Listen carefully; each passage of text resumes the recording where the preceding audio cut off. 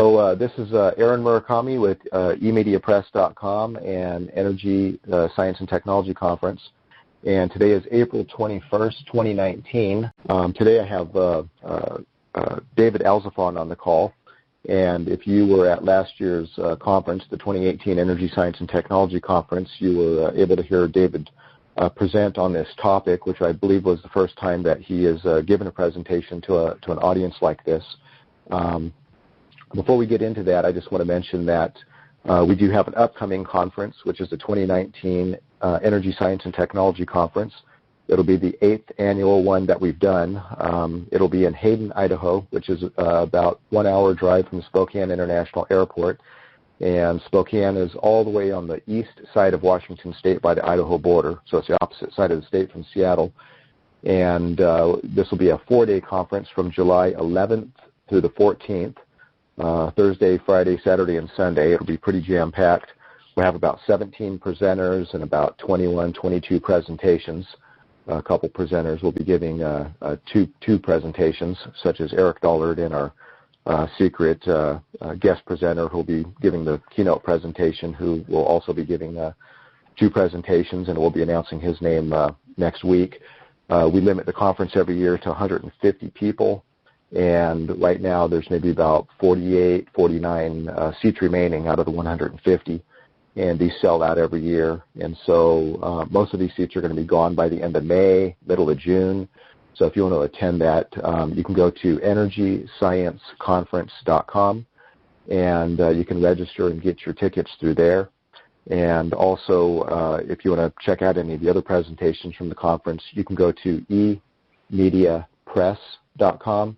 And if you scroll all the way down, you'll be able to see all the books and videos that have been published through A&P Electronic Media on eMediaPress.com.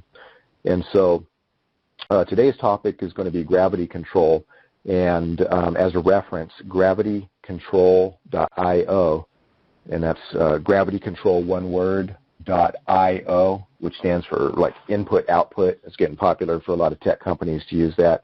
Actually, it stands for Indian Ocean Territories, but a lot of tech companies like the I.O. part of it. So gravitycontrol.io, and you can see references to the books that we're going to be talking about and the video presentation. And so David's father is Dr. Frederick Alzofon, who I had the honor of meeting back in about 2004. I was on a road trip with my friend Noah Skoselich, and on the way back up from San Francisco, heading back up to Washington, we stopped through Corvallis, Oregon, and spent a few hours with Dr. Frederick Alzofon at a restaurant. And, at that time, neither one of us had much of a technical background in any of this, but he kind of laid out some of the concepts of the gravity control method that he has developed over the years. And in a way that we can kind of, get the gist of what he was talking about. There's definitely a lot to it, and it requires, I guess, a bit of technical background, but the implications are obviously, pretty vast, and the implications of having gravity control technology is something that just about anybody can understand, which I think David might touch on some of that today. Dr.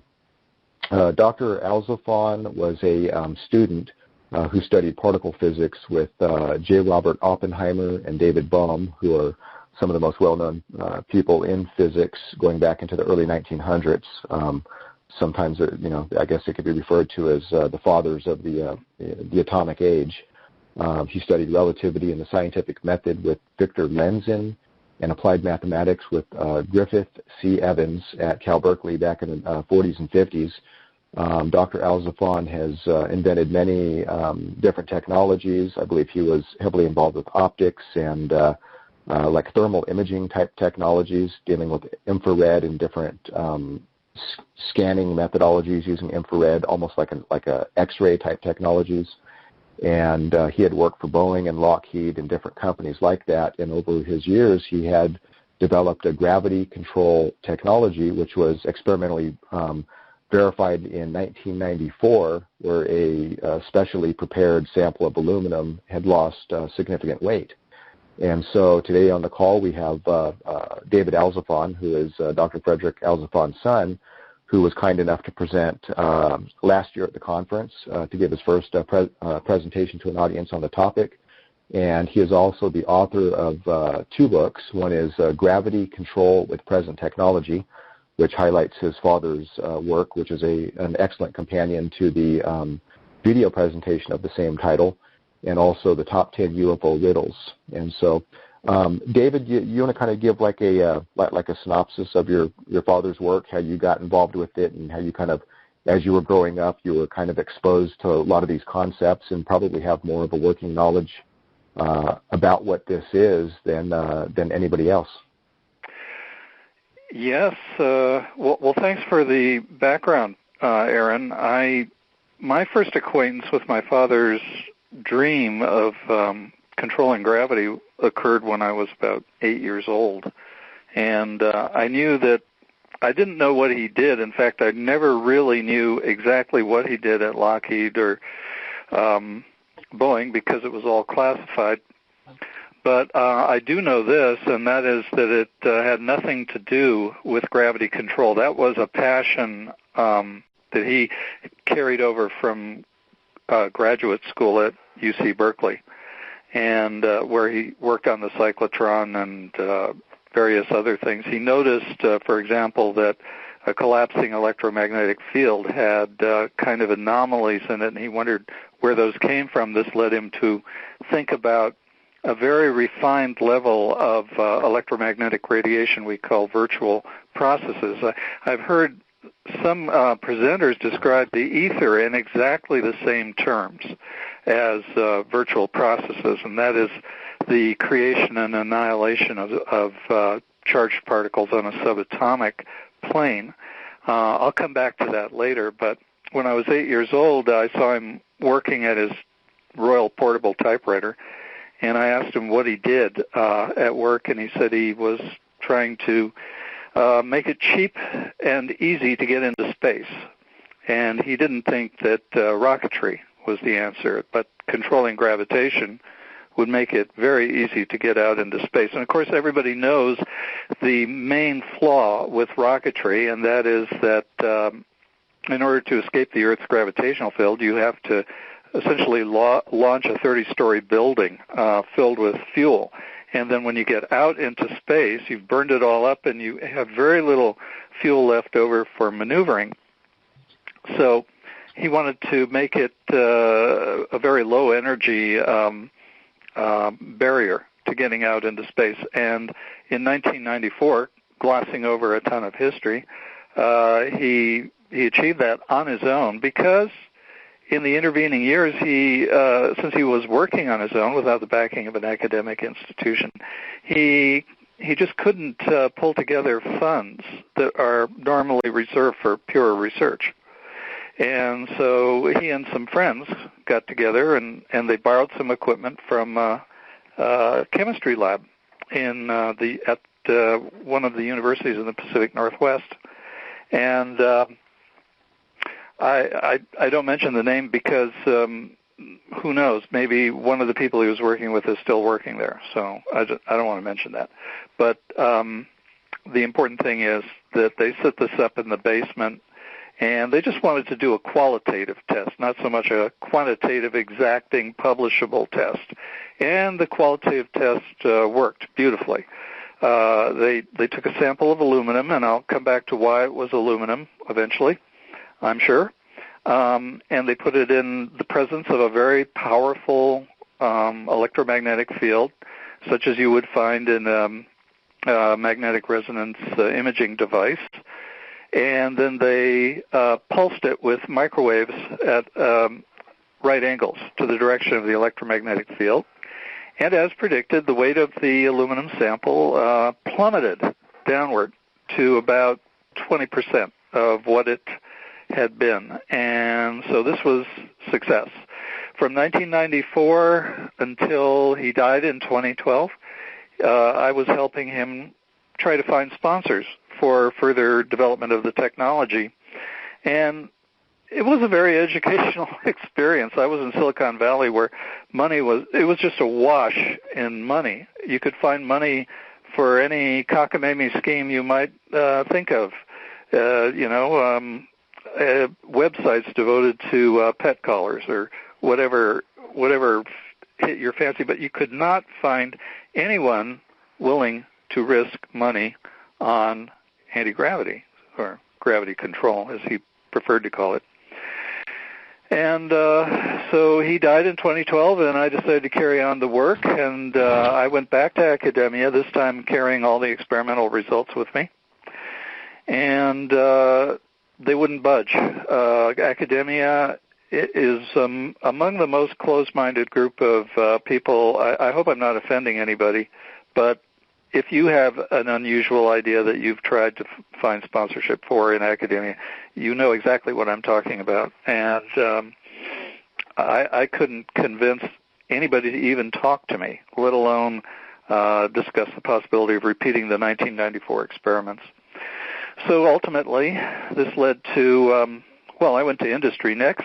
I went to SpaceX and Virgin Galactic and all of the civilian space agencies, and met with a similar wall of resistance there, probably because academically trained people were in charge of it, and I was also offering to overthrow the entire rocketry department at SpaceX, which wasn't an attractive proposition for the project manager, I'm sure.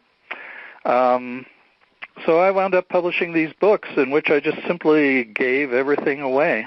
The technology has not been secret. It has been out before the public since 1981, and that's when the search began for sponsors. And so it's a matter of public record. It's just that we live at a time where there's a ruling paradigm, and this runs contrary to the ruling paradigm, though it's very much in step with 19th century and early 20th century research in the electromagnetic field. Maxwell's equations, for example, and quantum electrodynamics all fit into this theory. But that's where we are today. The books have been published. They're out there. My purpose in coming to speak in Hayden last year was to speak to a new audience, an audience of electrical engineers. And in general, I found that electrical engineers are much more open-minded than theoretical physicists, because they're just interested in making things work. And they're actually, you find there more of a sense of wonder about nature than you do in the halls of academia, where, academic status means everything, it seems. So this is the way things are today. The books are out. Anybody can use them.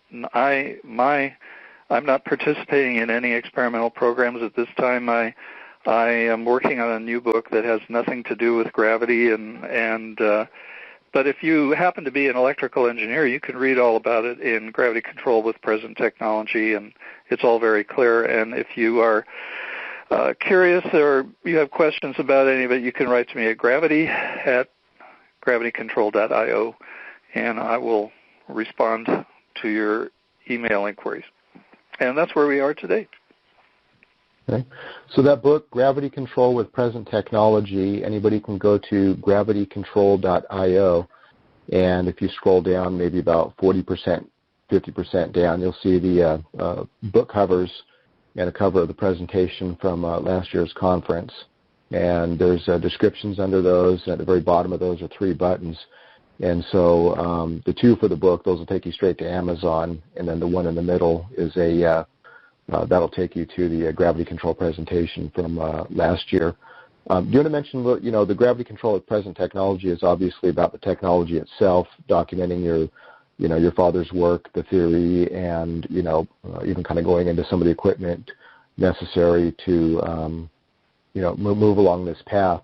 The other book is called The Top 10 UFO Riddles. Do you want to kind of give a little overview on what that book is about and why you have that book separate from the gravity control book? Absolutely. Well, the first edition of the book included mention of my father's explanation of the technology that appears to be already in use in these flying discs that have been known about at least since 1947, when one allegedly crashed in Roswell, New Mexico. And these flying discs have been seen pretty much all over the planet, seen, photographed, and talked about, but they fall into the category of fringe phenomenon, and since I wanted to stick to science, I separated the two subjects into two different books after publication of the first book. Some of the reaction I got to the first book was that, well, is it about UFOs or is it about science? And you see, these two things seem to be occupy independent categories in people's thinking, largely as a result of the way the UFO subject has been treated in the press. So I took the top 10 UFO riddles that are addressed by my father's theory and put them into a separate book, and I told a few UFO tales in addition to that. And the science is at a easier to understand level than you'll find it in Gravity Control with Present Technology, though I did write a chapter for Gravity Control with Present Technology that is kind of a Gravity for Dummies and chapter that introduces you to the basic ideas of his theory. So some of the things about UFOs that he explains are, for example, why the disc shape? Why are they circular? And why don't they need wings? Typically, a UFO is just simply a flying metal disc. How is that possible? Well, he explains it. How are they able to achieve such tremendous accelerations without, 0 to 10 times the speed of sound in a fraction of a second without killing the occupants? The energy required for such an acceleration has been calculated to be almost equal to the detonation of an A-bomb. So the occupants of the vehicle should be turned at least to mush by an acceleration like you see in these disks. But if they're also controlling the force of inertia, that's not a problem. So how is that done? Well, it's described in there. Also, things like their sinusoidal wavy flight path, like a skipping stone. That was one of the very first things that was commented on, and that's how they got the name flying saucers. When I guess it was right there in Washington, where you are, Aaron. It was Kenneth Arnold, I think 1947, shortly before the Roswell crash, that saw flying discs over Mount Rainier, and they were going faster than the speed of sound. There were no faster than the sound jets at the time. So this made headlines, but they were noted to be flying like skipping stones. He described them that way, and the press picked it up and called them flying saucers. They weren't actually saucers that he saw, but they were kind of like a croissant, curved in the front and cut out in the back, a flying wing almost, except they didn't have enough wingspan to be flying wings. It was a very puzzling design. And that's the story of the second book, Top 10 UFO Riddles. I also talk about crop circles because crop circles are an expression of the same technology, but probably used as just a way to signal people on Earth without having to get out of the vehicle that they're in and then get the hell out of there before being contacted by the military, which is a major problem for the occupants of these vehicles. They have a hands-off policy, evidently, and that's a whole other topic. It has to do with the aliens themselves. I don't pretend to know anything about them. I just talk about the vehicles mainly in the book. Yeah, there's still a lot of sightings in Washington over by Mount Rainier. There's a SETI ranch that people can, to pay to, pitch a tent or whatever. And I haven't been there myself, but I have a few friends that went there, and they saw all kinds of stuff going on up at the top of Mount Rainier. Seems to be one of the more popular places people go to, try to see unusual kind of phenomenon. Oh, you put me in mind of the premise of the book, and that is that if you understand the technology behind these vehicles, it removes the mystery from them. I mean, if you're looking up in the sky and you see lights that can flit across the sky like a bat out of hell, it's kind of scary. But if you know exactly how they work and what they're doing, how they achieve these effects, then it takes away the mystery, and you don't have to feel like a a native in the Amazon jungle seeing an airplane for the first time. It's simply explained, and we can do it too. That's the bottom line. Now, was your father familiar with the B-2 stealth? Oh, like that. Well, okay. I don't know. I mean, it's possible. He was familiar with the U-2 before the public knew about it, but you know, he had a top secret clearance, and he never spoke about what he did beyond saying that it had to do with infrared optics. And much later, after he retired, I found out more about it, and it had to do with infrared non-destructive testing of fuselages, either of airplanes or rockets. And for example, when the Challenger exploded, he immediately knew what had gone wrong, because he had been at a meeting 15 years prior to the Challenger explosion, in which the NASA had to decide how they were going to test rocket motor casings. And he warned them that unless they used infrared, X-rays would overlook flaws in the design or the fuselage, especially around O-ring holes. And so there was a top administrator there who simply vetoed, without any hearing at all, any discussion of using infrared non-destructive testing to test the rocket motors.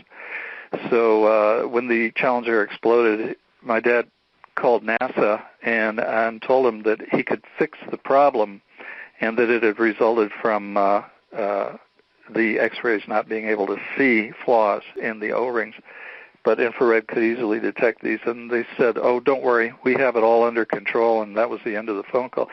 So bureaucracy has been a kind of an enemy of progress in that regard. But as to your first question, the stealth program, he never mentioned it if he knew something about it, because even up until 2012, he just wouldn't talk about the things that were secret that he worked on. Yeah, the reason I bring up the B-2 specifically is, you know, I probably have seen maybe about 20 different objects in the sky that, you know, completely defies conventional physics. The most up-close one that I saw, this was maybe about, 4 or 5 years ago or something.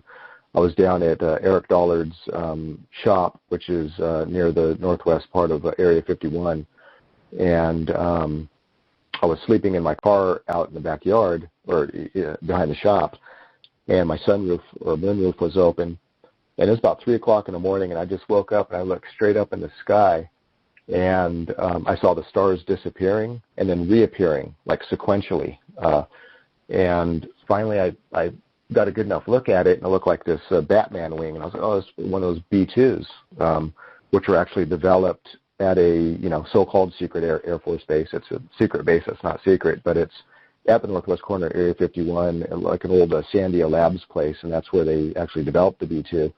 But the thing about it was this thing was only a couple thousand feet up in the air, flying directly over town, and it had all its jets completely shut off. And it was flying in silent anti-gravitic mode, which, you know, there's a lot of belief that, you know, there's electrogravitics involved with that, which is related to using a high voltage, you know, positive on the front of it, negative at the back. And if you've ever seen those solid state air filters, I think Sharper Image might have been the one who started them with these blades, but air moves through it and all the dust and stuff sticks to them. It's somewhat kind of related to that, but there was a paper by the Army who was looking at these so-called lifters that is based on that kind of technology that, you know, any hobbyist that has any experience with high voltage and some basic electronics can make one of these lifters where this little aluminum, you know, ship will rise right off the ground. And, you know, the conventionally thinking people who are kind of skeptical will say, well, it's just an ion wind, just like what those air filters are putting out. But I came across a paper by the Army that was studying it, and they admitted in there that the force necessary to overcome the weight from gravity was several orders of magnitude greater than can be accounted for by the ion wind, which means there's some other kind of gravity control or gravity cancellation process in there. But of course, that's just basic high voltage, and the process involved with your father's work is referred to as what, dynamic nuclear orientation. And I just want to mention that a few weekends ago, you and I and a few others were on that Richard Hoagland radio show, and when you explained dynamic nuclear orientation, that was the most succinct, simple explanation that I think that the average person can kind of understand. Would you mind sharing that concept, kind of in that same way that you presented it on that show? Sure. I have a kind of standard canned speech about dynamic nuclear orientation. I don't know exactly what I said on the show, but I'll recap the high points here. Well, first of all, dynamic nuclear orientation is not a secret process. It's actually been known since the 1960s, written up in a book by a Berkeley professor, C.D. Jeffries, and his book, Dynamic Nuclear Orientation, is on Amazon.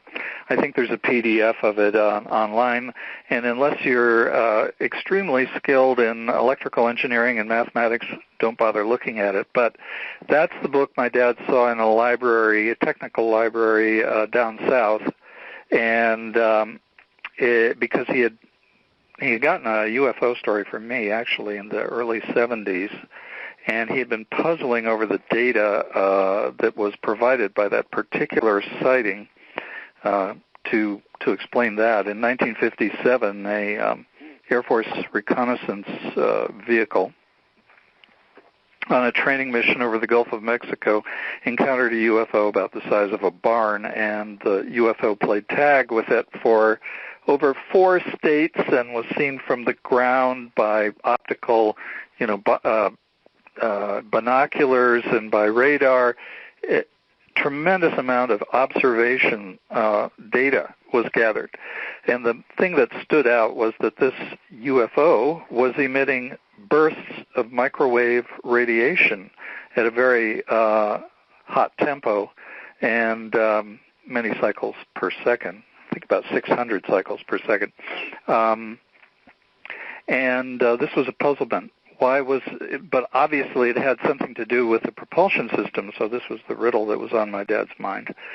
And he went to this technical library looking for I'm quoting him, a certain state of matter, and he found that in the book by C.D. Jeffries.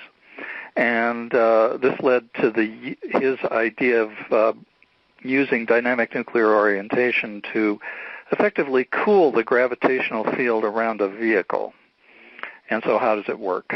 Well, first of all, you have to understand gravity, because without a good theory of gravity that is different from the current model of gravitation, there's no way you can understand why dynamic nuclear orientation might drain away gravitational energy from your vehicle. So just let me go down a side road into that for a short amount of time. He attributes gravitation to the chaotic subatomic processes that surround elementary particles and in aggregate form surround the planet Earth and extend off into space by the inverse square law into infinity, getting weaker and weaker by the inverse square law, but very strong in the neighborhood of Earth, and that's our problem.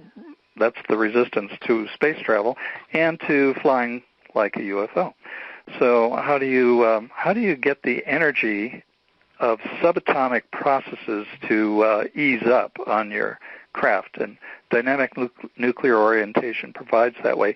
And it's a blend of the gravity control technology is a blend of an old, well-established technology used in cryogenics. And when I say cryogenics, I don't want anybody to think that this has something to do with lowering the temperature of the vehicle. It has nothing to do with that.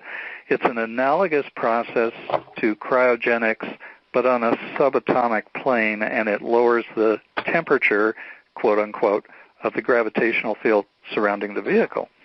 Okay, now, since it's subatomic chaos that's responsible for gravitation, and I've glossed over a ton of explanation here, but it would be satisfactory to a physicist to read the background papers. Since subatomic chaos is responsible, what you do is set up order in the elementary particles of the vehicle and let the Earth's chaotic subatomic processes expend a tiny amount of energy on beating the orderliness out of your elementary particles in the vehicle. And as it does so, it loses a little bit of energy, and then you simply repeat that 600 times per second, and you're set up a pumping action where the Earth's gravitational field is expending all of its energy trying to restore subatomic chaos to the elementary particles of your vehicle, and that drains away the energy responsible for the gravitational field, and suddenly you're cut loose from it, and your vehicle weighs nothing at all, and since the same processes are held to be responsible for inertia, you're also cut free from the force of inertia. Now, all this runs contrary to Einstein's theory of general relativity, which has been a sticking point for my father's theory of unified field theory ever since the 1950s. But I don't want to go into that controversy. All I want to suggest is that it would be very easy to duplicate this technology or replicate the 1994 experiment with off-the-shelf equipment from any physics lab or chemistry lab in the country or in the world, for that matter. So again, it's a process similar to what is done to reduce the kinetic energy of molecules, except we're reducing the kinetic energy, so to speak, of the gravitational field by doing the very same thing with subatomic processes. So yeah, if you're on the call, there's a website, gravitycontrol.io, and if you scroll down about halfway, you'll see the book covers of David Alzofon's books, Gravity Control with Present Technology, the Top 10 UFO Riddles, and then there's the Gravity Control video presentation, which was recorded at last year's Energy Science and Technology Conference. And David's working pretty heavy duty on a book project right now, so he's not going to be able to join us at the conference this year. And but if his schedule is able to get cleared up, we'd love to definitely have you back at next year's conference. And do you want to kind of give maybe a little kind of a hint of what you may present next year? Well, I hope that I'll have news of somebody in the field doing experiments based on the book. It's all there, the recipe. And let me stress something here. You mentioned the B-2 stealth project and what you saw in the desert. And was it Nevada or was it California? Central Nevada. Central Nevada, okay. I have also seen something flying out near Lancaster that was very, very unusual, and I told the whole story in the Top 10 UFO Riddles. Undoubtedly, this technology is in use, but what I want to stress is that it's a principle. It's not a specific process that has only one embodiment. For example, there's a lot of different ways to cook eggs, right? You can cook them as an omelet. You can cook them over easy. A lot of different ways to embody this technology similarly. And what I saw, and it sounds like what you saw, sounds to me like just one of many. What I talk about in the book is a very low energy way of accomplishing this that could be applied to a private transportation vehicle. Say we could have things like the land speeders from Star Wars, or private flying saucer, if you will, something about on the order of 10 to 18 feet across, and running off of a capacitor in the belly of the craft that would be recycling the electrical energy stored there in the form of microwave bursts around the shell of the craft. So, of course, you would need some insulation for the occupants, but that's a technical problem that can be solved. And it doesn't have just one embodiment. Now, in 1981, my dad filed a patent on this process, and it was turned down, much to the puzzlement of his patent attorney, who said it shouldn't have been. It might have collided with a Black World patent that was already up there, but we don't know that. There's no way of knowing that. But since he had read it into the public record at the 17th Joint Propulsion Conference in Colorado Springs, Colorado in 1981, it was a matter of public record, and in fact it's become prior art, which is why I put it into the book. There is no point anymore in keeping it secret. He wanted to keep it secret, especially after the 1994 experiments, but I don't think he understood the patent law. As soon as he gave that paper in 1981, it was prior art, and anybody could have taken it, run with it. And that's the way it is today. However, when you look at, say, a Boeing 747 rolling down the runway, you see a couple thousand patents rolling with it that have to do with things like the exact configuration of the blades in the turbine engines and the shape of the plane, the wings, everything. All of that is going to be patented, and similarly, you can expect thousands of patents to come along with this technology as it achieves different embodiments. There must be different ways to configure the dynamic nuclear orientation generator. Somebody at the conference last year mentioned that he thought it could be done very easily with high-powered electromagnets that were completely unlike the magnets used in the experiment.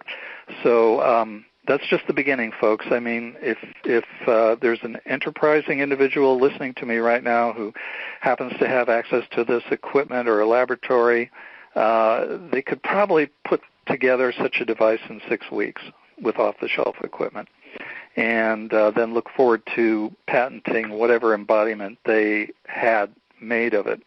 They would probably want to make some kind of a experimental vehicle, a drone, and apply the patent to that. That was in my dad's three-phase development program. That was phase 2. Phase 1 was proof of concept. He achieved that in 1994. Phase 2 would be construction of a drone vehicle, and phase 3 would be a manned vehicle. But ultimately, as we figure this technology out, it's going to become easier and easier, and more compact designs are going to be made, and I would say within 20 years of the first acknowledged success with this technology. His success was, of course, unacknowledged, and there's a story behind that. But and not because of government suppression, but just because the equipment was reclaimed by the university, and they never disclosed what they were doing there. And it required about $250,000 to set it up again. He just didn't want to mortgage his house to do it. So that's why it was dismantled, and we kind of had to go around pleading for support from various places without a machine in hand. But, if you got an adventurous spirit, there's definitely a lot of rewards to be had for it. And anyway, I've talked myself out onto a limb. Aaron, rescue me. Where are we going? Hey, is there anything else you want to share about this before we open up for questions? Let me think. Well, I just want to say that the theoretical ground on which this is based is very strong. Fred argued his ideas with Richard Feynman at Caltech in the mid-1950s, and of course Richard Feynman tried to punch holes in it and was unable to do so. So I have a lot of confidence that the theoretical basis is correct for his technology. And that was the only random thought that was kicking around in the back of my mind. I'm game for going on to questions now if you want to. Okay. So we have, let's see, one person here with their hand raised. So if you're on the call right now and just about everybody is muted out, if you do have a question, just hit 5*, the output little symbol by your phone number, and then I can unmute you, and you can go ahead and introduce yourself and ask your question. Let's see, if your number is ending in 2296, I'm going to go ahead and unmute you right now. Go ahead and say your name, where you're from, and go ahead and ask your question. Hi, Aaron and David. This is Dan from Canada, Ontario. Yes, hey, Dan. First off, thank you guys for having this call. Appreciate it. I just had a few questions. I bought the Gravity Control book and still making my way through it. It's quite a lot to get through in terms of the technical aspects. I'm hoping to replicate this sometime in the future. I did have some questions to David, and I don't know if you can answer all of them, but I'll try. Do the best you can, I guess. Yeah. So the parts listed in one of the chapters, is that to get around the EPR machine and measure the Lamore resonance frequency, and as well as actually do the experiment itself?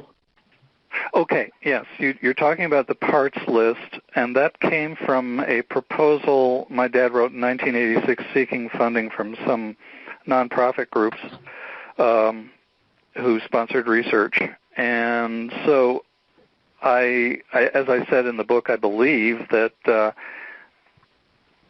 if you go out and buy all this equipment, I wouldn't do it unless you knew exactly what you were doing, because there may be better configurations available now to achieve the same effect. And that's, unfortunately, I do not have the expertise to help achieve the optimal design using today's equipment. All of the equipment used in the 1994 experiment was analog, not digital.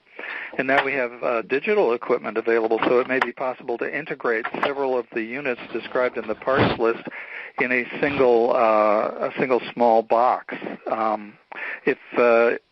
Unfortunately, I didn't print the pictures of the device, but it included a rack. The pictures were awful. That's why I didn't print them. They were just horrible. But the equipment included a rack of large analog boxes with dials and like ohm meter needles and that kind of thing, and I thought that would look intimidating when today you could do the same thing much more cheaply with digital equipment. However, if you're an electrical engineer, you can look at that list and see what's trying to be achieved and come up with a design. And I would recommend, if you have anyone you can work with who has a degree in electrical engineering, you may have one, I don't know, but I think that by looking at that list and then looking at C.D. Jeffries' book on dynamic nuclear orientation and reading the experimental record from 1994, you could put together something that might work better than what worked in 1994. Unfortunately, I can't tell you exactly what the new parts list would look like, because I'm not familiar with what's going on in the field right now. And like I said, last year somebody who was familiar with it stepped up to the mic right away and said he could do it much more easily, very, very easily. He said, well, I didn't catch his name, unfortunately, but that's the state of affairs now. I know I didn't answer your question satisfactorily, but I hope I indicated a direction you could go with that parts list. Just don't take it too literally. And I do understand the difficulty. I mean, I do have some background in electrical engineering and microwave components, but it's pretty extensive field, especially when you get into the lab equipment and the tuning and the handling of those types of equipment can get, if you don't know what you're doing, it can cost you a lot of money. And just going back to the picture, I don't know if you have, I was wondering if you had, because I saw the parts list, but I guess it wasn't too clear to me. I was kind of putting pieces together, but it wasn't too clear to me how it would, I guess, how all those pieces would be connected, or kind of how they would flow in a block diagram type thing. So I was wondering in a block diagram. Perhaps I could help you there. I have a block diagram from the experiment, but I don't know how to get it to you. Maybe I could post it on the site. Yeah, if you email me, David, if you email it to me, I'll post it online. Sure. Yeah. Sure, Darren? Yeah. Hello? Darren, yes? Could you just email me at gravity@gravitycontrol.io? I haven't been on the site to look at email for a while because I've been working on this other writing project, and I have trouble working on multiple things at the same time. But if you email me, I will email you that block diagram. Okay. Okay. Sure. Yeah, and I can maybe put that as an image on this video when it goes on YouTube as well. Oh, you can put it on. You mean? Okay. Sure. Yeah, that would do that. That'd There's be nothing patented about that block diagram, but I hesitated to put it up because I didn't want to imply that it had to be done that way. But it might have been helpful. Maybe I should regret that decision. It might have been helpful. Yeah, I'm just trying to get a better idea of I have an okay idea, I think, of the orientation of certain things in the experiment, but just getting all the pieces together and making sure they fit right would be, I think, would be helpful for replicating it. And then as far as the patent, would you agree that the replication of this experiment is needed for the patent filing? Yes, because the reason that the patent office turned down his application was because he didn't have a working device at the time he filed. Remember, this was 1980 or 1981, and the paper was read in Colorado in 1981. So at the time that he read the paper, he had a patent pending, and he put that in parentheses in the paper. And in order to get that paper, by the way, you can go to the AIAA website, and that is mentioned in the book, the method for downloading a paper. I don't want to trespass on. They hold the copyright to the paper, so I don't want to get into trouble with them. And so you'd have to download it from the site. And there's a bunch of corrections to make in that paper, which are also in the book. However, it is a highly theoretical paper. There is discussion of the general principle, and there is a kind of a crude diagram of the setup of the dynamic nuclear orientation device. But nothing, not much to go on in that respect. Now, could you file the patent without? You could try, but you'll have the same result, no doubt. Also, at this point, like I say, is prior art. Everything that goes into the gravity control process is in that paper, and it's also in the books. It's just explained it with more detail and more depth in the book, but the whole thing was on the table from 1981 forward. Mm-hmm. Okay. Yeah, great. I'm like I said, I'm hoping to replicate this. Just right now, the main barrier being the cost and kind of assembling all those pieces together. I know you said there could be other ways to do it, but I'm trying to replicate that exact experiment and see how it goes. So just want to thank you guys for having this call once again, and hope to keep in touch. Okay. Thank you, Darren. Thank you very much. It's Dan, right? Dan, yeah. Dan or Darren? Yeah. It's Dayon. Dayon. Okay. Yeah. Yeah. Well, again, shoot me an email at gravity@gravitycontrol.io, and if you have any more questions, and I will do my best to answer them. I don't have any. I held back nothing. Everything that I know is in the book, with the exception of the photographs of the device and the the block diagram, which I can provide to you. Yeah. Yeah, and I'm still working through the book and slowly trying to gather the necessary parts. So, we'll keep in touch and hopefully make progress. Thanks. Okay. Well, thank you. Okay. All right. Thanks, Dan. Let's see. Yeah, if you have a question, go ahead and hit 5-star, and I can go ahead and unmute you, and you can ask your question. Got a pretty good group on here. I just, for anyone else attempting to duplicate the experiment, I want to emphasize the importance of getting as pure a sample of aluminum as possible for the test object, because now this is where I can describe why aluminum is the necessary material. You want to achieve dynamic nuclear orientation at room temperature, and typically all the experiments described in C.D. Jeffries' book were done at close to absolute zero. And so in order to achieve it at room temperature, you have to have a substance or a material that will remain oriented.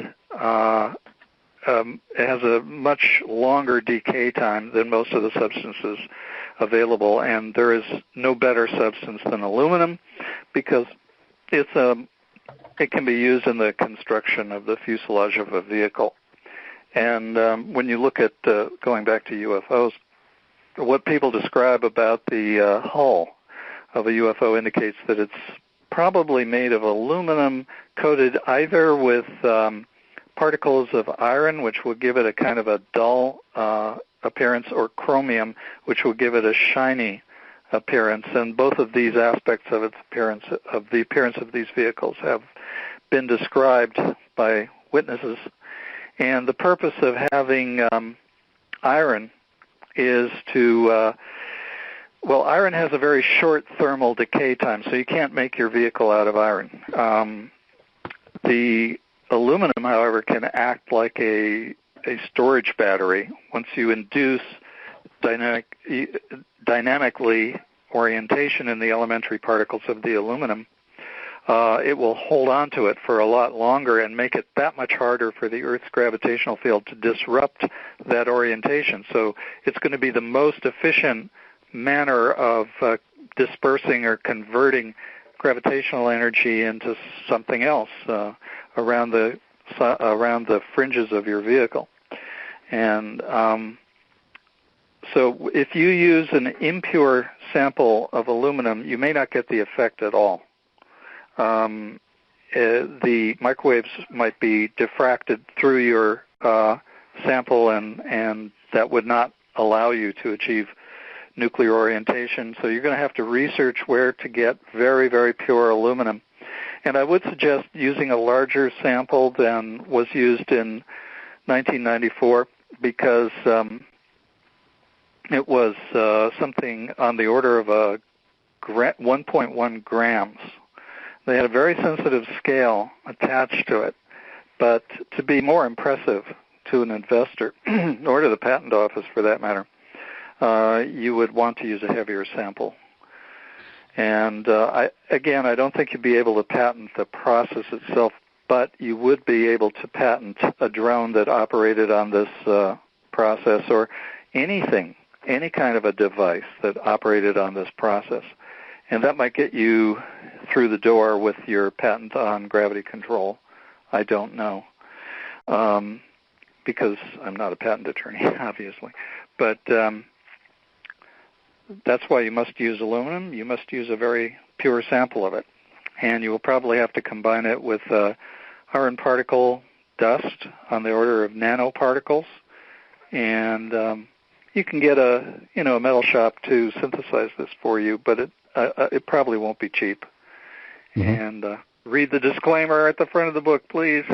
It is a risk. There is a risk involved in investing in an experiment like this, and I cannot guarantee the results. Personally, I wouldn't hesitate, speaking strictly for myself, I wouldn't hesitate to invest in it. I've always rued the day I was in Lake Tahoe when I was 21 years old, and I dropped $2 in a slot machine, And a grand network jackpot came up on the third line, and for want of $1, I missed a life-changing fortune. The whole course of history might have changed for want of $1, as Shakespeare might say. The shoe was lost, the horse was lost, and the battle was lost. But if I had the money then, or if I had it now, I wouldn't hesitate to invest in this. But I'm a bit of a dreamer. Okay. Let's see. We have a question. If your number is ending in 2471, I'm going to go ahead and unmute you. Go ahead and say your name, where you're from, and go ahead and ask your question. Hey, this is Destino. How's it going, everyone? Thank you very much for this call. I had a few questions, particularly around, have you studied much of the electromechanics involved in maglev and how much this differs from standard maglev technology? Oh, it differs wildly from maglev technology. For one thing, it would require a lot less energy to do it, to achieve gravity control than it would to lift a train on an magnetic track. And that's one reason I thought, Elon Musk might be interested in what I was saying, but I could never even get in contact with him. I tried a couple of times at least, and got absolutely no response. However, maglev does not alter the mass or the weight of the train itself. This technology would do that. It would make the train weigh less. Or for that matter, you could install something like it in an automobile and make your automobile weigh less and so get better mileage. That might be an early application. And as I said, this is a very flexible technology, probably with thousands of applications, but that would be one of them. But that's the major difference there. The maglev technology does nothing to change the mass, the weight, or the inertia of the vehicle. This technology does change all of those. So the biggest sample that was tested on was only a 1 gram disc of aluminum? 1.1 grams, that's correct. Uh-huh. But the sensitivity of the scale was down to thousandths of a gram. And so it was significant that 80% of the weight of the sample disappeared. Was the temperature tracked on that aluminum sample? There were obvious signs of heating that they hadn't counted on, that caused them to shut off the microwave pulses after 2 or 3 pulses. You can see this in the charts of the experimental results. And so what you see in the charts is very significant if you know how to interpret it. And just let me go into that for a second. Sure, yeah. You have a sample that weighs X, and by the end of 2 pulses, it's down 80%. The line that tracks the weight of the sample, first of all, heads upward and then drops precipitously downward. Then it heads upward again and drops even further down than before. And this was that sawtooth pattern, like a mountain range, is exactly what was predicted by the theory. When they saw that, that's what really excited them. Because when you're pulsing the sample with microwaves, you are driving the electrons that are precessing due to the magnetic field. You're driving them sideways, and during that moment, according to the theory, the weight of the object will increase. So that accounts for the small spike in the weight of the sample, rather. And then when you shut off the microwave field, that's when the Earth's gravitational field comes in and starts inducing chaos in the particles and loses some of its energy. And that's when you see the decline in the weight of the vehicle. Then you repeat, and the weight will go up again a little bit. Then you shut it off, and it will drop even further because orientation is being stored in the atoms of the aluminum, and that was significant when they saw that sawtooth pattern. It wasn't like turning it on and then suddenly seeing an 80% drop. Instead, it had this spiky pattern. And if you're looking at UFOs, by the way, you notice they are often described as flying in this kind of undulating pattern. And that suggests that there's an energy cycle that's where the power is going up and then it's shutting off, and then it's going up and then it's shutting off. And when I say power, I mean the microwave field. And that would cause an undulating motion in the vehicle. The same spikes that you see in the experiment would cause an undulation in the motion of the vehicle. And as far as the occupants of the vehicle are concerned, they wouldn't even notice it because they would have no inertia in their bodies or in the vehicle. They wouldn't be slammed around the cabin.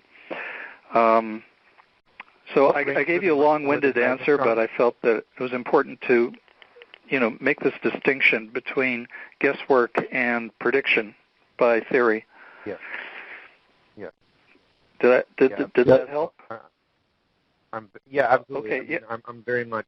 I'm going to for sure replicate this and look at it ourselves. Oh, can you hear me? Yes, now I can hear you. Sorry, yeah, it's a funny Bluetooth device. I very much look forward to replicating this and verifying for ourselves, but we'd want to do a much bigger piece than one. Oh, definitely. A bigger sample. I think that, sorry? I didn't mean to interrupt. No, yeah, much bigger sample. There's a lot that could be done with material science, of course. If there is if you take a piece of aluminum and anodize it and create little cavitation points, then there is much more chance for orders of different resonances to be able to be achieved within that, and then there's nanocoating, like you mentioned, with iron, but also things like bismuth would be worth looking into. And of course, if it was a larger disk, rotating the disk at higher speeds would be another thing to include as well. Oh, you're absolutely right about that. However, going back to UFOs, the rotation in the vehicle is not due. I don't think it's part of the propulsion process itself, but a side effect of it. And this goes back to a Neil deGrasse Tyson, who in a radio interview with a host attempted to debunk UFOs by pointing out that who would design a disk that rotated? Only stupid aliens would do that. But he didn't think about the possibility that this rotation was a side effect of the precession of the electrons in the hull of the vehicle. And that has been observed repeatedly. Also, the ether interactions, too, is one of the main things. Etheric interactions cause that natural precession. And there's been quite a few experiments with just rotating, uncharged masses and canceling weight in certain disks, and that people are deducing is due to the fact of the Coriolis effect of the interaction between ether and objects here on Earth, and the way that it essentially is bombarding us. And so the Coriolis effect. You mean the Earth's rotation?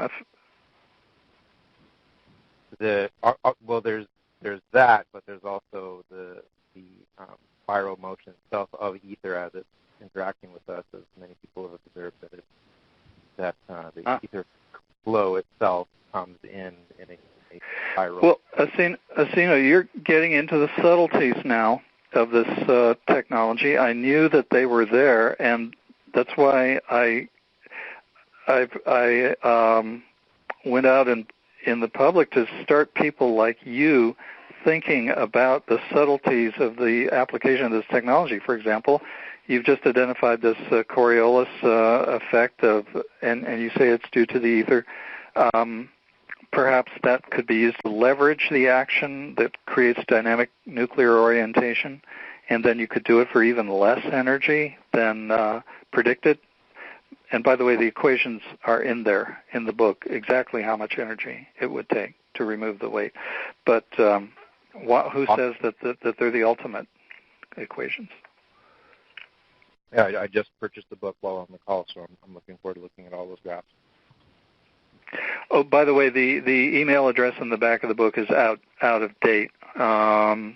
Use the gravity@gravitycontrol.io address. I'm much more likely to see it there than at the old address. I won't even mention it. But it's still in existence, but I rarely visit it. Right on. Yeah, and David, when you're talking about the slight increase in weight, big decrease, little increase, big decrease, that whole graph right there showing that, if anybody goes to gravitycontrol.io, scroll down until you see the book covers and the presentation cover from last year's conference, and down at the bottom of the little DVD-looking cover graphic, there's two images of that, and I'll probably put big images on that on the video when I put that together to go on YouTube. But anybody can see that right now, that chart is there. And also, when it's turned off, it doesn't instantly regain all its weight. It looks like it slowly comes up over a little kind of curve, kind of like a flywheel kind of effect, which I guess is one of the importance that you're stressing with aluminum, is that it holds on to that effect longer than the other metals. Yes. I forgot to describe that, but at the end of 2 pulses, they switched off the microwave field and let the sample recover its weight completely, and that line is very smooth. It's just a smooth diagonal line back up to where it was, and that also is part of the predicted pattern. So that was a very promising experimental result, and I'd like to see somebody take it from here. Mm-hmm. Very interesting. That was predicted. Follow that. And prophetically, by the way, Aaron, it was chart 2001 that showed that pattern the best, oddly enough. Okay. Okay. Do you have any more questions, or? Casino? Yeah, I mean, I do. I can also email him directly. I had specific questions on the frequency range of the magnetron used, and was it? I kind of came on the call a little late. Was it one magnetron or several? I don't know. I'd have to look, but I don't have any better information than you do. I think that but I think I know where you're going to find your answer, and that would be either in the block diagram or in the beginning of the description of the experimental apparatus in the 1994 experimental report that is published in the book Gravity and Gravity Control. Gravity Control with Present Technology. The 1994 experimental report goes into some detail about the setup of the apparatus. And that might tell you whether there was one magnetron or more. I frankly do not know. Right. Okay, and again, the frequency range you're unsure of as well, too, I assume. Well, this is an interesting question you just asked. He used 9.8 megahertz. That it should work in the range of 3 megahertz, but they didn't have control of that parameter in the experiment. It would be 9.8 megahertz and not gigahertz, or? I think it's gigahertz. Yeah, 9.8 gigahertz and 3 gigahertz. The calculations he did suggested that as far as the frequency range, it should work in a wide range of frequencies between 3 gigahertz and 9 or 10 gigahertz. So when they were limited in what they could use, they had to, take whatever was on the menu, I guess, and it worked. as predicted. But if you can control the frequency better than they could, you could see whether they were correct in thinking that it would also work at 3 gigahertz and the whole range. So it's a little harder to. There are variable frequency magnetrons out there, but those are a little harder to come by, as usually a magnetron is built to be in a fixed frequency range for the antenna used. So, but can you put a frequency modulator between install it into the circuit so that you add that capability to an existing unit? Well, it's typically that the magnetron itself is designed for the cavity that it's resonating. Mm-hmm. And so that's where, there are certain cavities out there that you can hit several different frequency ranges, and, there's different octaves that you can hit. And those are, very expensive, harder to come by, but one couldn't take like a standard home microwave and change the frequency range on it without greatly modifying the cavity. Yeah. If you could create different cavities and keep the frequency the same, maybe that would be the way to go. I don't know. Does that make any sense? Looking at for sure. Yeah. Sorry I can't be more help in that regard, but you just pointed out why they were kind of stuck with 9.8 gigahertz.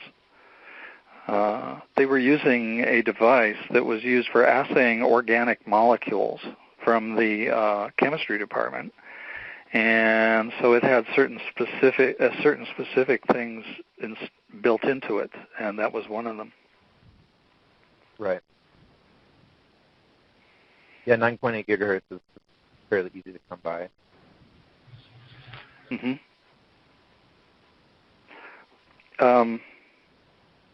Yeah, and of course, maybe if they had been allowed to tinker with the equipment, but they didn't dare do that because it was $250,000 worth of high tech, and that was in 1994, when $250,000 really meant something.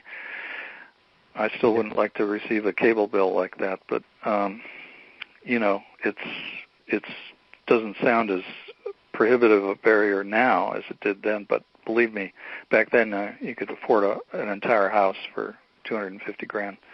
So it was very important not to mess with the device, but return it in the same condition they got it. Yeah. Okay.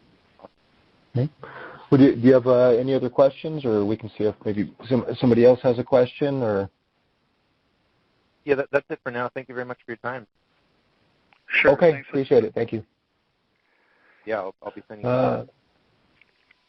Okay, sorry, I just mated you out there. You said you're going to be sending David an email. Yeah, so if anybody wants to email David, gravity@gravitycontrol.io. Let's see. Yeah, so if anybody has... Within the next 2 days. Okay. Yeah, so if you want to ask a question, go ahead and hit 5 star, and I'll go ahead and unmute you, and you can ask your question. Okay, let's see. Yeah, and how long are you good for, David? We're going on an hour 17 minutes as long now. as you want, Aaron. I'm not running low on energy or coffee. Okay. Okay, yeah, as long as we have a few questions here, I'll have a little while. Let's see, if your number is ending in 1619, go ahead and say your name, where you're from, and go ahead and ask your question. This is Michael from Southwest Washington in the U.S.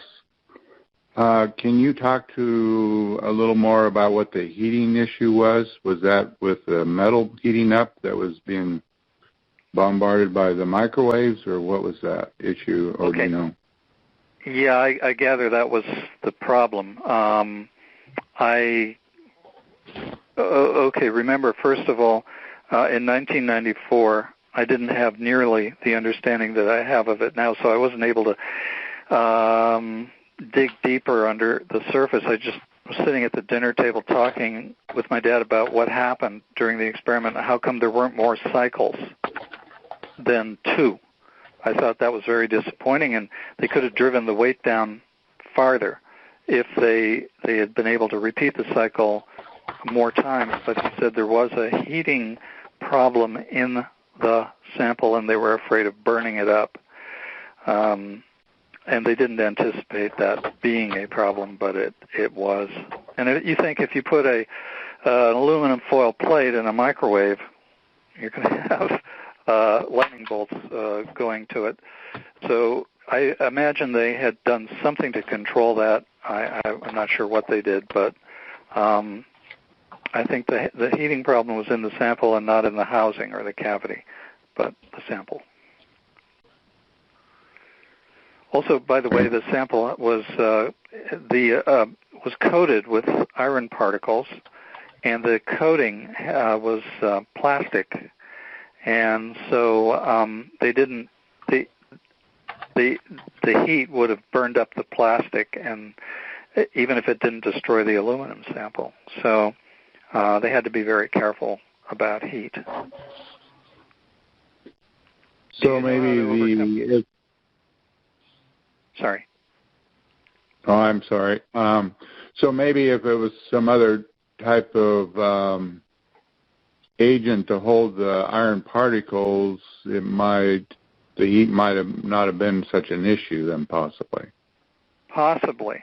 But if the heat was accumulating in the aluminum itself, that would certainly be a problem. And if you can imagine a vehicle that got really hot when you ran its propulsion system, that would be dangerous, because it would not only represent a possibility of the vehicle melting down or exploding with people in it, but of disrupting the flow of dynamic nuclear orientation. So there are many engineering problems to solve before you're going to be flying one of these things.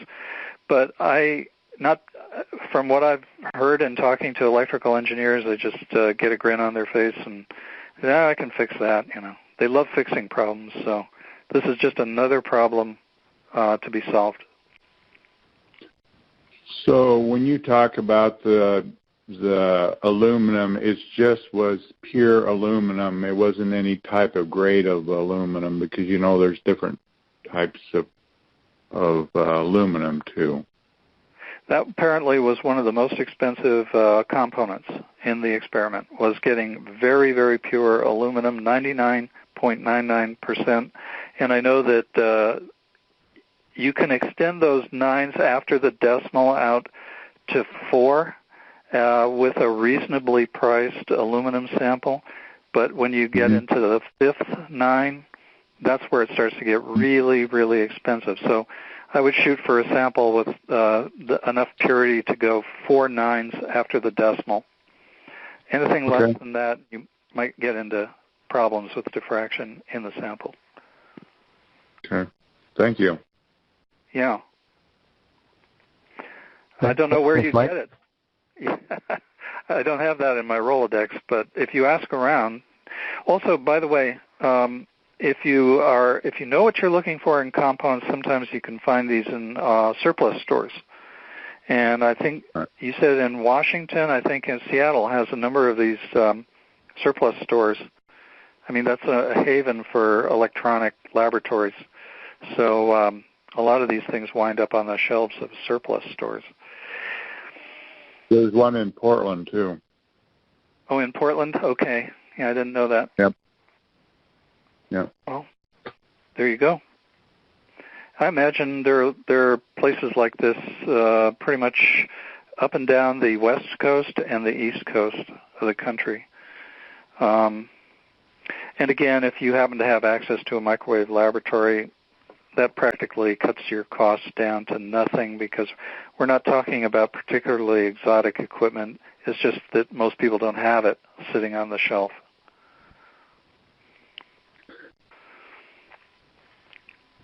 Okay. You have any other questions, Mike? No, I'm good. Thank you. Thanks, Mike. Okay. And thank you. Thank you for sharing this. I really think it's awesome that this is being done.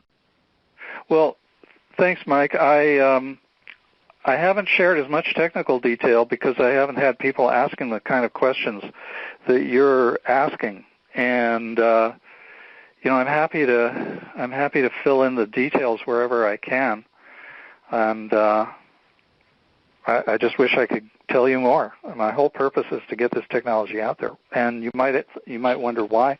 Well, that's part of the whole story, and that is that in 1981, when he thought he had the technology with patent pending and all of that, he wanted to share it because the faster he got it out there, he thought the more it would stem the causes of global warming. And we just have to get over this hump of having a working machine, a working device that skeptics cannot poo-poo, but they'll have to say, yeah, this is it. It really works. And that doesn't necessarily mean publication in a refereed journal. That means something that you can switch on and show something float, if possible. And I discussed in the book the way to make something float. It isn't a matter of creating a counter-gravitational force. This is not anti-gravity. This is gravity control. Once you reduce the weight of an object, it's going to float simply because it's lighter than air. So if you could build a sphere that you could disperse the effect around the sphere, and it would rise on its own within the chamber wherever you put it. You wouldn't want to keep it in an open room because it would head up towards the ceiling. And also it would be radiating a lot of microwaves, and you don't want to eat those for lunch. But that's the type of demo that's going to thrill investors. Okay. Let's see. Thanks for your questions, Mike. If anybody else has a question, go ahead and hit 5-star. And if we run out of questions here, we can go ahead and wrap it up. So last chance, if anybody has any questions, go ahead and hit 5-star. And let's see. Okay. So I'll just mention one more time real quick about the conference. The 2019 Energy, Science, and Technology Conference will be on July 11th through the 14th in Hayden, Idaho. It's about an hour drive from the Spokane International Airport in Spokane, Washington. And it's limited to 150 seats, and there's only about maybe 47, 48 seats, something like that left. And if you'd like to get registered for that and get your tickets, you can go to EnergyScienceConference.com, and also on gravitycontrol.io. You can there's links there to David's both of his books on Amazon, and also of his gravity control presentation, which he gave at last year's conference. And for any of the other presentations at the conference, you can go to emediapress.com, scroll all the way down, and you'll see all the different books and videos available there. Let's see. Somebody has a question. Okay, if your number ends in 1604, I'm unmuting you. Go ahead and introduce yourself and go ahead and ask your question. Hi, my name is Randall, and I live in Phoenix, Arizona. Thanks for taking the call. I was wondering if David, if you've ever heard of Jeremy Corbell and his documentary film Bob Lazar, Area 51 and Flying Saucers, and the technology that he purportedly worked on there, and if there's any similarities to that, as Absolutely. well as yes, okay. Do you know what parts? Yeah. Okay. Yes. Now I do have some conjectures to make about Bob Lazar. I believe he's being truthful. I think that he did work on this technology at Area 51, but I think the whole story has yet to be learned. Let's talk strictly about the technology. Testers model company put out a model of the sport model saucer that Bob Lazar worked on. He was very good about filling in a description of the hull design. And they put that model out while my dad was still alive, and I actually bought it and took it up to Oregon to show him. And he had a different interpretation of the design from Bob Lazar's, but completely consistent with what Bob Lazar said. Now, first of all, talking about Bob Lazar's description of the technology, he describes gravity A and B waves, attractive force and repulsing force. That's the anti-gravity propulsion system.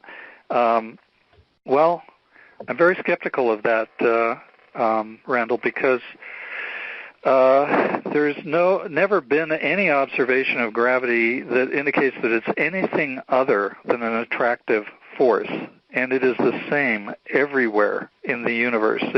It never differs except in relation to the quantity of mass, and it's always attractive, and it has no polarity. This is a defining characteristic of gravitation, and yet here he's telling us that there's a repelling force. Well, when we look at the vehicle, the sport model, first of all, the circular frame is a good way of dispersing the nuclear orientation effect. The lower deck has, right next to the belly of the craft, has three barrel-shaped objects that Lazar described as gravity wave projectors. And when my dad looked at these, he said, no, these are electromagnets. And the thing is, if you have a vehicle, no matter how big it is, you can reduce its weight down to less than a compass needle. And if you can do that, then you can project electromagnetism through the hull of the craft, because gravity and electromagnetism are independent of each other completely. They can cross over all you want, and they won't affect each other. And you can obtain tremendous accelerations. I mean, just look what happens to a compass needle when it gets in the presence of a magnetic field, how quickly it responds. That's what your vehicle would do if you had three powerful electromagnets that you could direct in different directions and repel off the the electromagnetic field of the Earth, which is very weak, of course, but when you have something that's almost massless and weightless and inertia-free, it's going to push it along like at incredible accelerations without making any sound, without the need of any rockets or anything else. So I have a different interpretation of Bob Lazar's sport model, but I think he's being truthful, because I doubt very much he could have come up with a design like that on his own without having seen it. And so I tend to believe him. Also, by the way, it used to be possible to go out into Area 51 and look for these sport models flying around, or at least there was one of them. And there was one guy who did that, and he stuck his head out the window of his truck, and he got burned on the left side of his face, which is an indication that the sport model is giving off a tremendous amount of microwave energy. So I would say that the whole design of the sport model conforms to the predictions of the theory and the technology. And I don't need to say much more about it than that.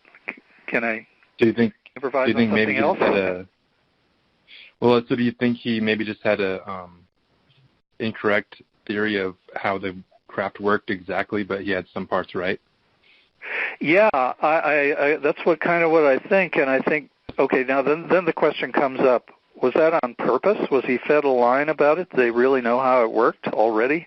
And they figured he was high risk for, running his mouth, so they fed him a line about what made it tick, and then he took that out to the public, and it was total misdirection.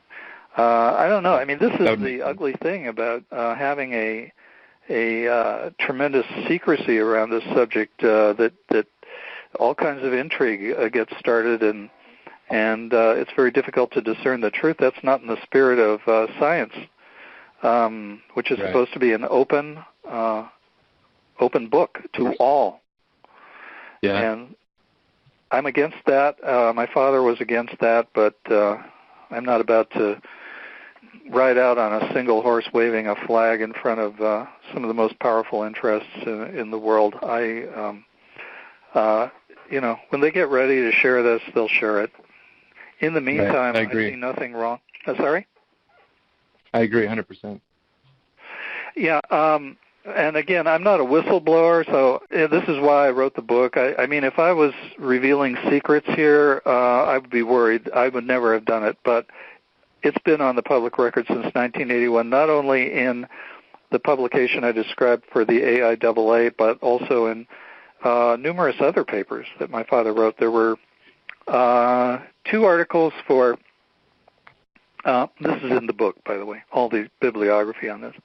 There were 2 articles for the MUFON Journal, and they were very detailed, and you can look those up. I think one of them was online. The best one of them was online. The other one was not online, and I think it essentially repeated everything that the 1981 article that he wrote for MUFON Journal was repeated in different words in the 1994, I think it was, article for MUFON Journal, and that one was put up there by the Disclosure Project at last glance on the Internet. So you can find those just by a few clicks, apparently. And then there were 2 peer-reviewed, or 3, how many? 3 or 4, actually, peer-reviewed scientific papers on the unified field theory, which included mention of the gravity control process. And they were published in Physics Essays, and they are, the bibliography on those is given in the book. So you can look those up if you want to. And if you don't want to spend money on it, I'm sure the local library will get you a copy of those magazines, or those journals, I should say. I don't know. One other quick question. Are you aware of there's some Google patents that kind of surfaced? I'm not sure if they're real or not, but it surrounds this craft called the TR-3B Aurora. Are you familiar with those? Oh, not only am I familiar with those, I've seen it. Oh, wow. Yeah, I've seen it. I saw it in the year 2000, March 12th, a date that will live in my memory forever. But I was driving from San Diego to San Francisco, and I was passing through the area around Castaic, Santa Clarita, on I-15. It was midnight, and I could see the lights of a plane coming in towards me on the right side of the freeway. I thought, oh, there must be an airport there. It's making an emergency landing, because it was flying probably 100 feet up or 200 feet up, and it had a tremendous amount of lights that looked like landing lights at first on both sides of it. And so I got ready to, duck off the freeway in case it wanted to land on the freeway. But as it approached me, it turned in front of me and went across the freeway directly in front of me, and I got a really good look at it. I couldn't have been more than a couple 100 feet away from the thing. And it was about as long as a 737, and it was shaped like a triangle. It had no wings. It had no fuselage, no pilot's cabin. It had no ailerons or stabilizers in the back, nothing. It was simply a dart-shaped arrowhead and all black, and it was going very slowly. And I tend to think that it was flying out of Edwards Air Force Base at the time, and it was they were testing it at very low speeds, low altitude. And the sides of the ship were covered with these lights that I'd mistaken for landing lights. Now, I don't know what their function was, but they were very oddly configured, because instead of being like Christmas tree lights all the same size, they were different sizes. You'd see maybe 3 of them that were small, and then a big blobby one that was triple the size of those, and then another run of 6 small ones of varying size, and that was on both sides of the craft, and I think it probably had something to do, I'm guessing, with measuring the dispersion of dynamic nuclear orientation in the vehicle or some other electrical effect they were using. And then as it turned and it flew away from me, I could see the rear end of it, and it looked exactly like the Imperial destroyer.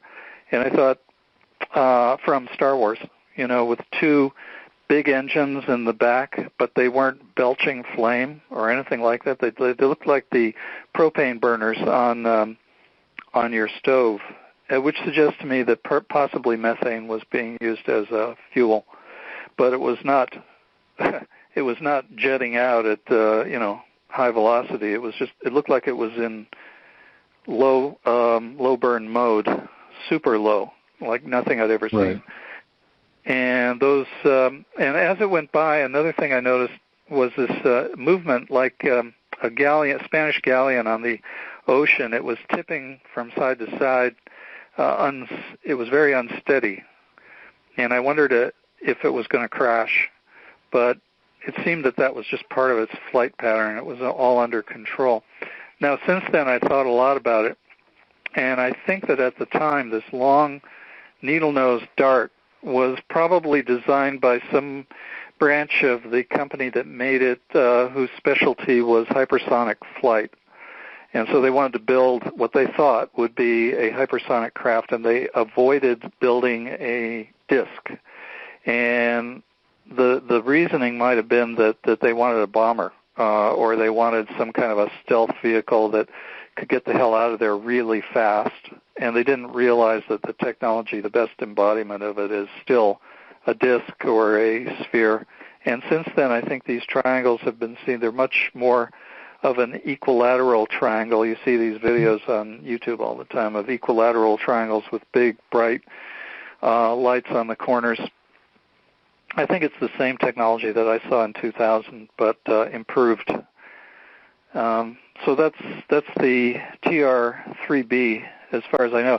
So I have no question that it exists. I think that may have been the thrust of your question. Does it exist? Are those patents real? I don't know if the patents are real, but I have no doubt the vehicle exists.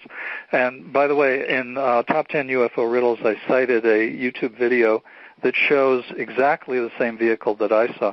Oh, by the way, on the underside of the vehicle, there was a stalk, like an antenna, that was swept back and had a red pulsing light on it that I took to be a flight light at first, but I don't think it was a flight light. I think it was connected to the power source for the vehicle, whatever it was. I have no idea.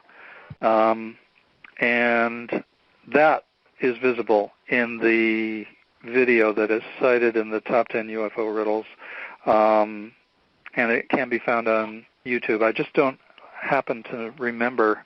Oh, wait a minute. I have it right here.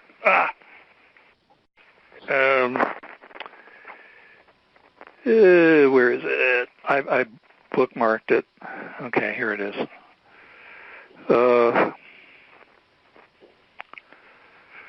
Yeah, here it is.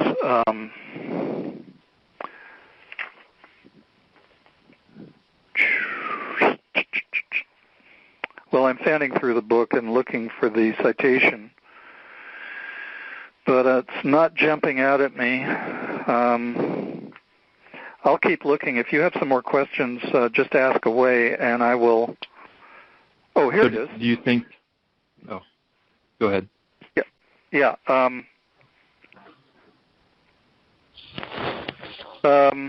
The video was published by Third Phase of Moon, and that's exactly how it's spelled, Third Phase, Phase, of Moon, no the before Moon, but Third Phase of Moon, and can be found under, quote, craziest TR-3B evidence ever, !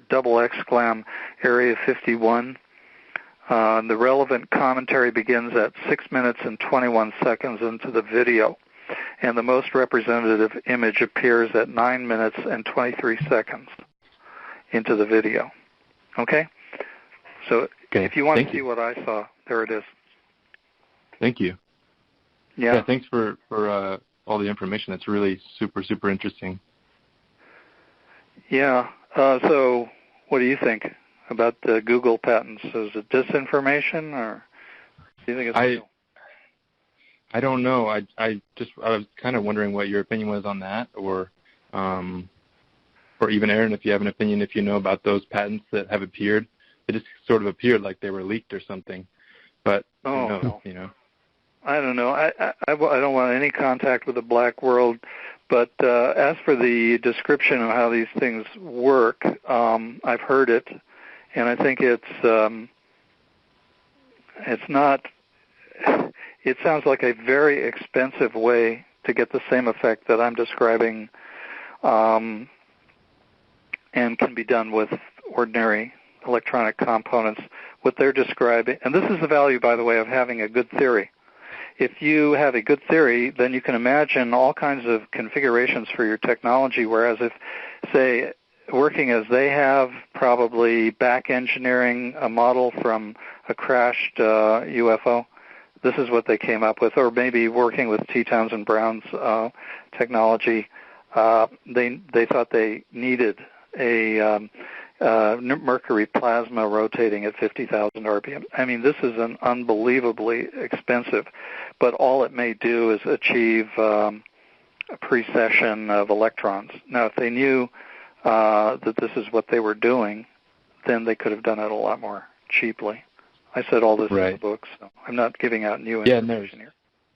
And there was a bunch of patents surrounding that craft as well. I mean, many, many patents that were combined to supposedly create that, to create it, if those were the correct ones.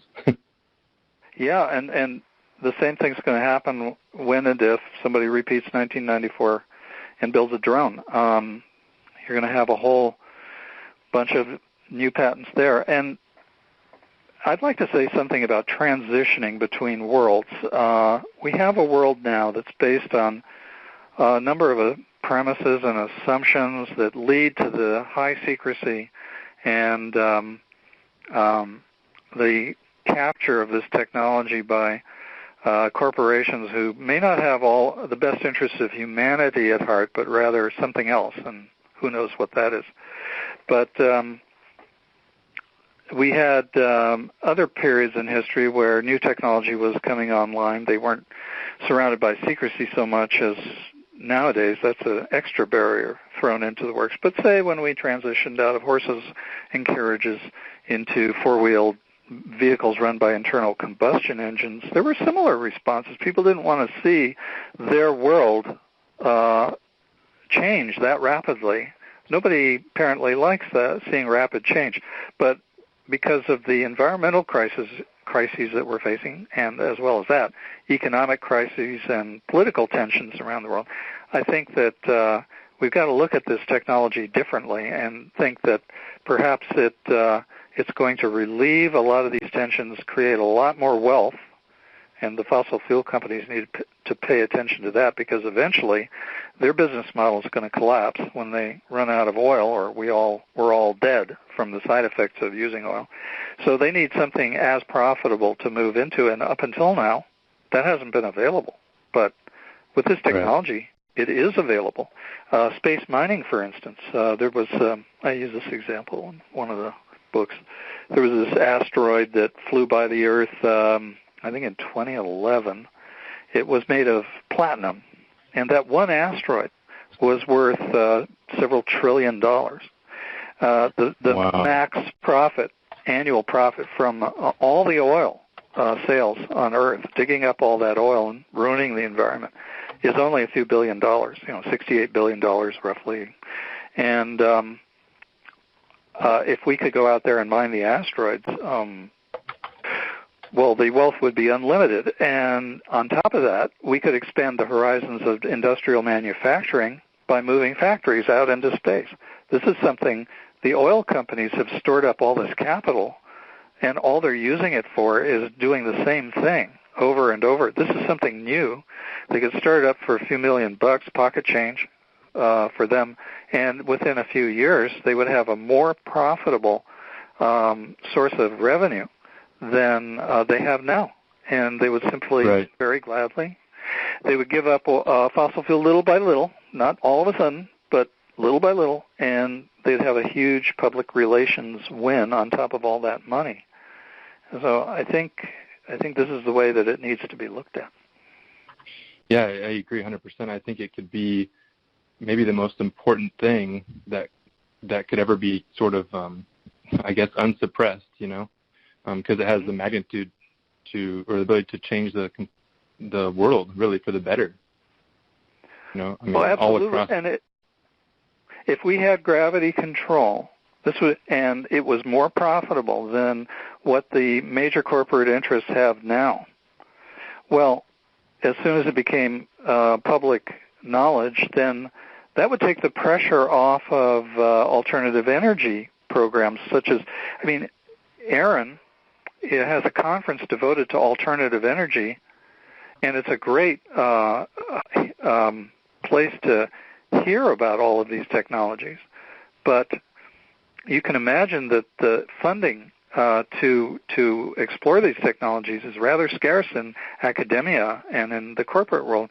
Well, all of those barriers would be lifted, and I am sure the money would flow into alternative energy much faster if we could just get gravity control to get launched. Yeah, I agree 100%.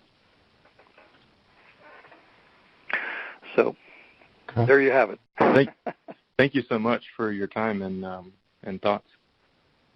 Sure, Randall. And email me at gravity@gravitycontrol.io if you have any more questions. Thanks, I really appreciate it. Sure. Okay. Thanks, Randall. Thanks, guys. So, sure. Let's see, we're going on about an hour, 50 minutes. Probably go ahead and I'll have to get going here in a couple minutes. But it's funny you bring that testers model up. I actually have that Area 51 testers model brand new in a box with the shrink wrap still on it, sitting on top of my shelf right now. Got that years ago. That TR3B or whatever it is, I don't really have a comment about the patents, haven't really looked into them, heard about them, but I did see that so-called black triangle one time, and it was in 2001. It was about, I don't know, it was getting kind of dark. I was downtown Spokane with a friend, and it was a little bit dark, looked straight up, and there was one that just came out from over a cloud, and it was completely silent, didn't make any sound at all, and it was kind of like an equilateral triangle, and it was flying, in the direction of one of the points. And but I didn't see any lights on the bottom of it. It was completely blacked out, or at least all the lights or whatever the purpose was completely black. But that was the only time I'd seen that. It was triangle, kind of like an equilateral triangle. Yeah, it was probably, I don't know, 3,000-4,000 feet up in the air or something like that. So it was, didn't look too big from my perspective, maybe about the size of a dime or something. Mm-hmm. But yeah, definitely triangle. It was black, no lights, and completely silent. No sound whatsoever. Definitely no jets. Not at least not any regular jets. Right. I used to go to Moffett Field as a kid, and the air shows there, and so I've seen and heard jets at close up, a couple hundred feet, and I can tell you the thing that I saw was silent as well. I would have heard the jets for sure. At the distance, I heard nothing. Right. Yeah. So, okay. Let's see. So gravitycontrol.io. Anybody who wants to get a copy of David's books and or the video presentation from last year's conference, and perhaps David will join us at next year's 2020 conference. If anybody wants to get registered for that, EnergyScienceConference.com.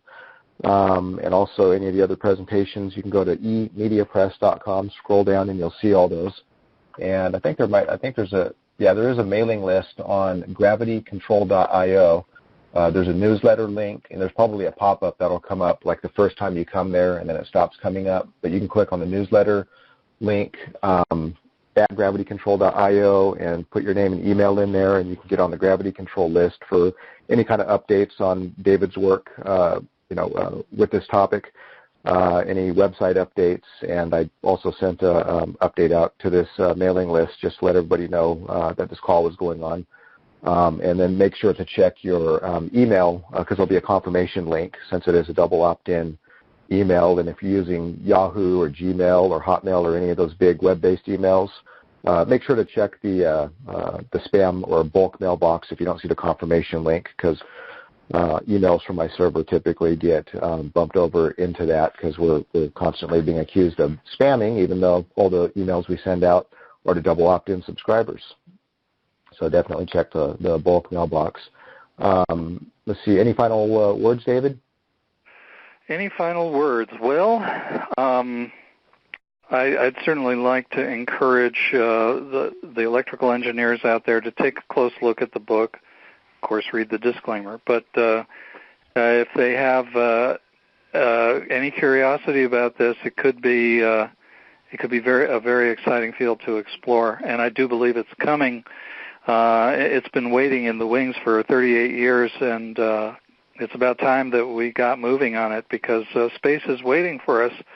The free and easy exploration of space without these cumbersome rocket technology getting in the way, we could all be flying around instead of lining up at stoplights, and we could be commuting from Colorado to San Francisco in the morning in our own flying saucers. All of this is possible, so let's do something. Somebody has to do the spade work, and I'd encourage anybody who has the capability to take a serious look at doing it. Right. Yeah, and it's not really discussed very much with anti-gravity and free energy, but it is one of the ultimate free energy technologies, because if you have a massive weight and if you can lift it to a certain distance with very little energy, and then you turn it off and the thing drops, it can power a generator. And so that's one application that, anybody interested in renewable energy and not just the anti-gravity technology itself, I would think would be very interested in. But well, may I introduce the anecdote? Sure, yeah, absolutely. Sure. Yeah, this was what Aaron just described here is regarded as impossible by some people, notably one guy I used to play chess with over at Stanford. He was a Nobel Prize nominee, and when I told him about my father's anti-gravity, he dismissed it immediately without even reading the papers. He didn't even want to see them. In fact, he threw the papers at me. So, and said it's impossible, it's all bullshit. If you raise a, say, 100-pound sack of cement up using the anti-gravity technology or gravity control, and then you turn it off and it drops to Earth with its stored kinetic energy, but there hasn't been any expense for that in his view. But I thought, wow, well, maybe he is a Nobel Prize nominee. Maybe he caught my dad in a contradiction. So I called my dad up and I asked him, and he said, well, apparently your friend has forgotten the distinction between an open system and a closed system. If it was a closed system, he'd be correct, but it's an open system, and we can move energy around in it, and so he's wrong. Well, I tried to contact that guy again and give him the answer, but he didn't even want to talk to me after that. And that's the kind of response we have because of the ruling paradigm. So let's change the paradigm, and all of this will seem like an historical oddity sometime, just as weirdly quaint as pictures of the streets of Tucson, Arizona in 1850 seem to us now. Right. That's our world to the future. Absolutely. Well, David, thank you so much for being on the call with us today. Been kind of going on 2 hours here. I'd like to thank everybody who has called in. And again, if you have any questions for David, you can email him at gravity@gravitycontrol.io, and definitely join that mailing list on there if you want to receive any notifications of future calls like this or any other events or updates on the website relating to the gravity control concept. And so with that, happy Easter, everybody, and hope everybody has a good week. Thank you all so much. And thank you, David. Cool. Thank you, Aaron. Hey, Aaron, thank you, bro. Thank you, David. Hey, thank you. Hey, my pleasure. Thanks, everybody. Have a good week. I really appreciate it. Thanks for all your work. Okay.